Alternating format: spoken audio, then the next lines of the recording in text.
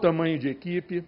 Tá? Eu não trouxe aqui perguntas. Na verdade, eu trouxe temas que eu acho que são o coração dessa discussão, desse encontro aqui. Porque se esse processo é exigido por lei e a gente tem que implementar, vamos fazer ele direito. E vamos fazer de uma forma que não seja um fardo para o auditado, que seja também algo que auxilie o seu desempenho ambiental e que ele possa demonstrar que esse daqui faz a diferença para aquele ali e que esse daqui tem que ter benefícios acima do que esse daqui tem. Tá? Foi mais para fazer uma colocação para que a gente possa discutir e que dê oportunidade para que os outros se coloquem. Não tem pergunta, mas se alguém quiser responder ou perguntar, acho que a gente pode depois partir para isso. Eu vou me sentar que eu estou operado. Tá, então nós vamos passar aqui para a mesa poder fazer alguns esclarecimentos. Por favor, vamos começar aqui com o colega do RAC.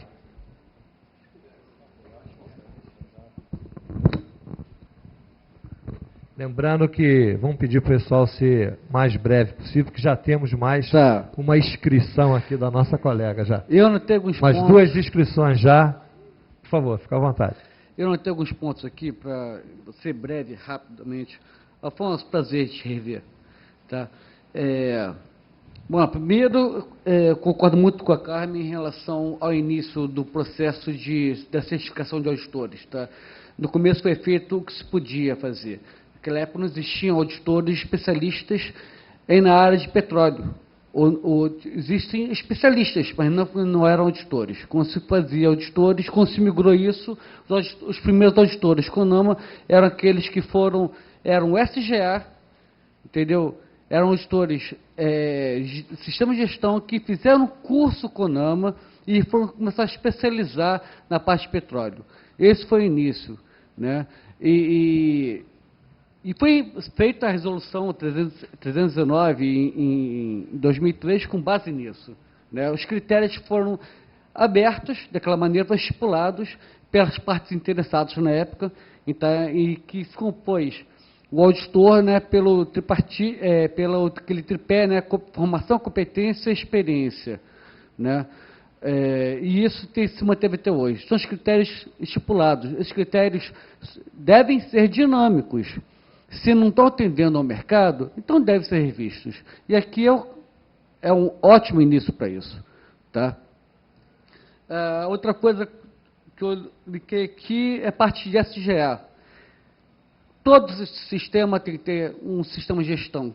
Se vai certificar alguma coisa, tem que ter um sistema de gestão por trás. Tá? Não é só o foco, não é só medir, não é só determinar, não é só fazer aquela parte, mas aquilo ali tem que ser a parte de um sistema de gerenciamento da empresa como um todo, visando a melhoria contínua. Meu amigo ali está certíssimo, entendeu? Faz parte, entendeu? É o começo, o embrião que deve ser composto pelo conhecimento de especialidades daquele ponto a ser medido, a ser focado, né? A DZ trouxe realmente grandes avanços, a revisão 3, a 2 nem tanto, a 3 houve avanços, mas ainda peca ainda um pouco na parte do sistema de gestão. Tá? Mas é algo que você vê a evolução que tem que ter aqui também. Tá? A evolução está sendo feita, foi feita no Rio de Janeiro, tá? E tem que se trazer também para o âmbito federal, para a parte CONAMA, para a parte da 319, a da 306 e por aí vai. O especialista é uma figura extremamente fundamental quando o auditor não é especialista. O auditor não pode ter um auditor, uma pessoa com especialidade em toda a plataforma. Tá?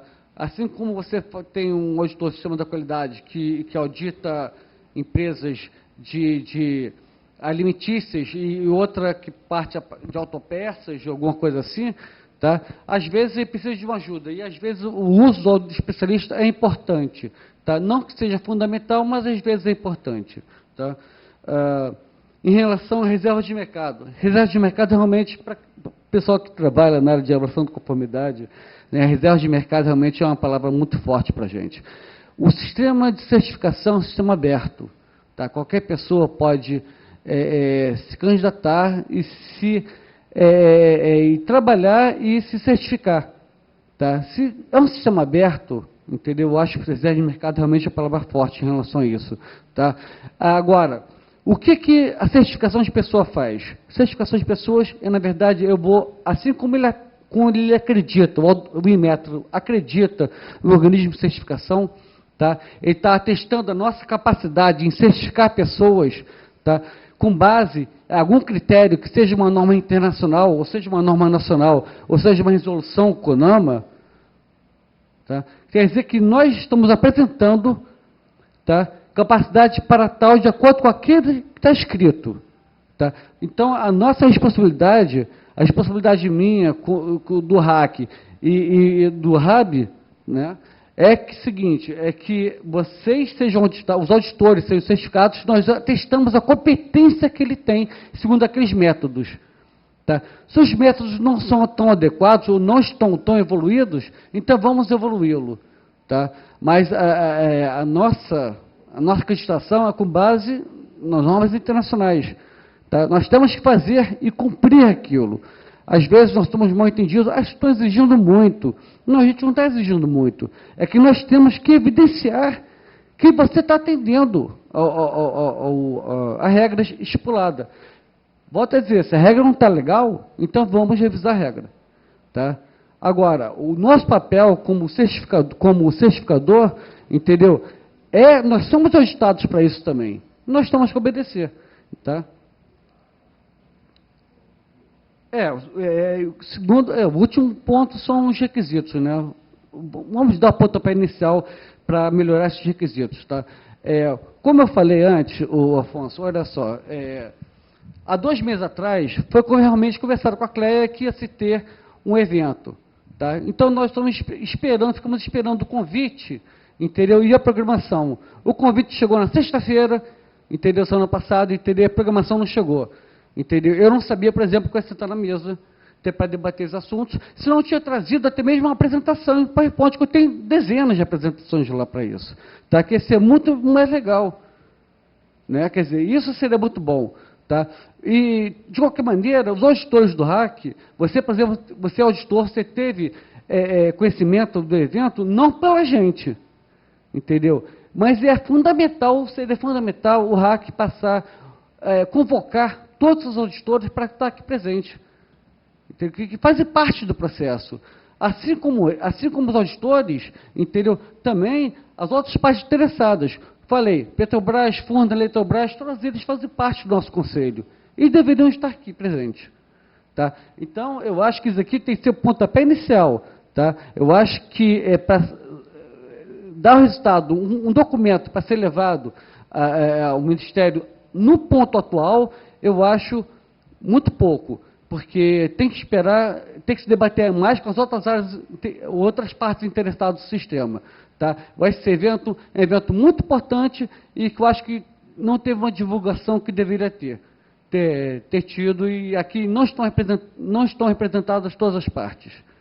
Tá? Bom, só isso que eu queria dizer, muito obrigado.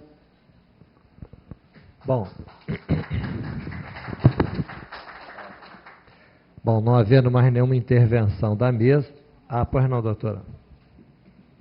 Eu gostaria de justamente, com as colocações dele, eu acho o seguinte, Eli, a gente tem, primeiro, uma retificação, quer dizer, quem estabeleceu que seriam os auditores credenciados, né, certificados no método, não foi o Conselho Nacional de Meio Ambiente, foi o Ministério do Meio Ambiente. O que o Conselho Nacional de Meio Ambiente estabeleceu foi que o Ministério, através de uma portaria, estabeleceria os requisitos, etc. E quando esses requisitos vieram através de uma portaria do Ministério do Meio Ambiente, é que, não tendo ainda um sistema do Ministério do Meio Ambiente, ele estaria utilizando o Inmetro.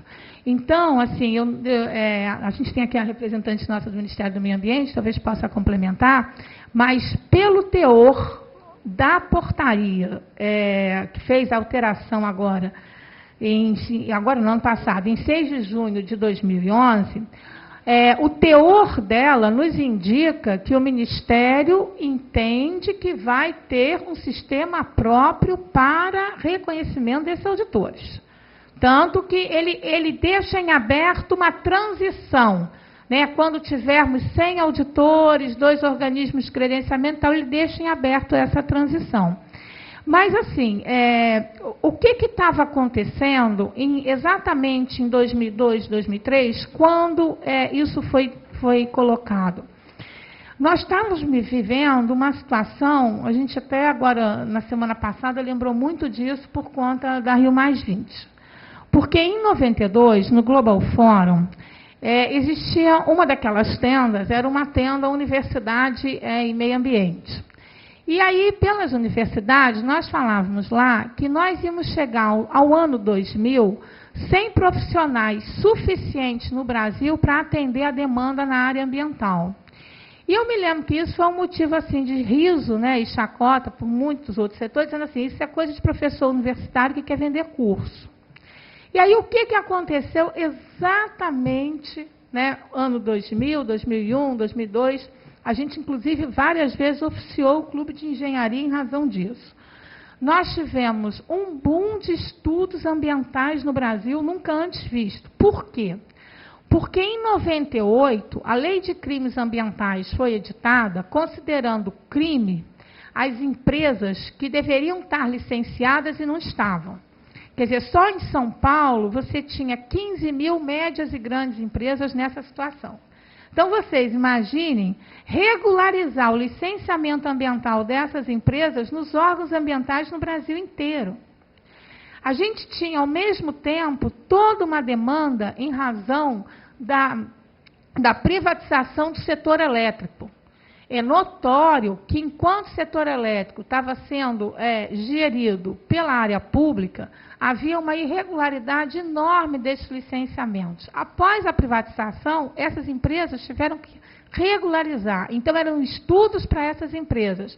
E mais, a gente estava vivendo o auge da flexibilização do monopólio de petróleo, com a vinda das empresas estrangeiras para o Brasil, e, com isso, a demanda por estudos, e as RIMAs, relatórios de controle ambiental, estudos de viabilidade ambiental, eram enormes.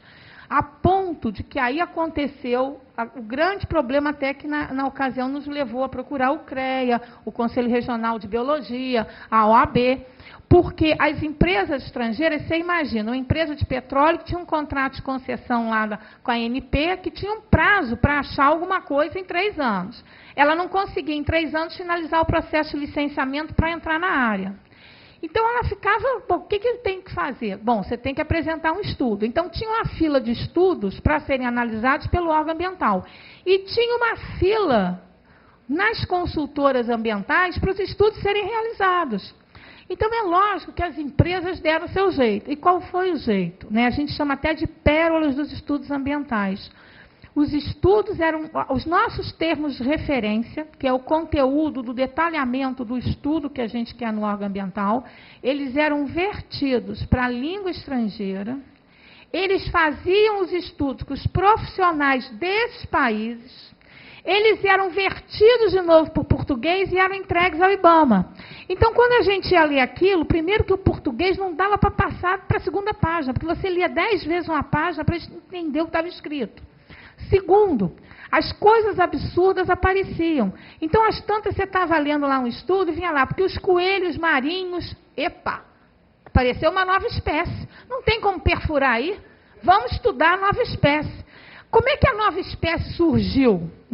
Teve teoria nenhuma evolucionista, não. Ela surgiu, com certeza, na hora que um tradutor, naquela correria, porque não tinha tradutor no Brasil disponível, de tanto estudo que era vertido, e contratos, e o que fosse, na época desse período. Então, a hora que isso foi vertido, nasceu ali, naquela versão em português, um coelho marinho. Aí a empresa vinha, às tantas a gente disse, espera aí, mas que história é essa? Se tem um biólogo falando em coelho marinho, um geólogo falando que a Angra dos Reis é uma área pantanosa, está tendo um problema. Aí a gente começou a ver o problema quando foi pegar o quê? Vamos pegar quem está assinando os estudos. Quando nós fomos ver os nomes, era um monte de sopa de letrinha. Da Silva não tinha ninguém. Aí nós pegamos um monte de sopa de letrinha, encaminhamos para os órgãos, para saber se tinha um conselho que se estavam registrados. Não estavam. O nosso cadastro não constava. Sem CPF ou sem CNPJ, uma empresa não consegue estar num cadastro hoje técnico federal de defesa ambiental, que é onde os consultores estão cadastrados. Então, aí nós tivemos, eles até diziam assim, burocratizaram a análise dos estudos. Porque o primeiro passo que a gente fazia quando recebia um estudo era verificar se aquele que assinava era um consultor cadastrado junto ao Cadastro Técnico Nacional e se tinha o conselho correspondente. E diversos, tanto que nós fizemos diversas denúncias ao CREA de engenheiros que não tinham conselho, assim como fizemos ao AB, como fizemos naquela ocasião ao Conselho Regional de Biologia. No meio disso tudo, estava a auditoria nascendo em nível federal para a gente ter os auditores. A primeira discussão que se teve foi a seguinte: o auditor tem que estar no cadastro. Por quê? Porque a exigência que você tem hoje, para você tem que estar no cadastro e tem que ter o conselho profissional, se profissão regulamentada no Brasil. Porque era o que a gente dizia, olha, cara, eu sou advogada. Agora, se eu for lá nos Estados Unidos peticionar, o juiz vai olhar e vai dizer, cucaracha, o que você quer aqui? Ele não me reconhece como advogado, então por que eu vou reconhecer ou um engenheiro, ou um biólogo, ou um advogado? O IBAMA nunca reconheceu. A gente não sabia do problema, porque ninguém imaginava que isso iria acontecer. E, na prática, quando a gente identificou isso, começou a varrer os estudos e fazer as denúncias necessárias e devolver os estudos. Aí, com isso, houve um pé atrás de que o auditor tivesse só que ter o cadastro. E por quê? Aí a gente entra numa discussão maior. Quer dizer, eu acho que esse trabalho hoje aqui, que está sendo desenvolvido pelo CREA, ele vai levar a uma discussão maior na área ambiental do que só os requisitos para ser auditor ambiental. A gente, na verdade, vai ter que discutir os requisitos para ser consultor ambiental. Porque, para você hoje ser consultor, o cadastro técnico de defesa ambiental, ele é meramente declaratório. A única exigência que você tem que ter é um CPF, ponto. Mas se você declarar lá que você tem CREA, se você declarar lá que você é formado em engenharia ambiental, que você tem um mestrado, um doutorado, ninguém vai checar. É autodeclaratório. E o que o órgão ambiental pode fazer? Quando ele recebe o estudo, ele verifica se tem um cadastro. Então, na verdade, eu acho que a gente vai precisar discutir a necessidade de um aperfeiçoamento desse cadastro.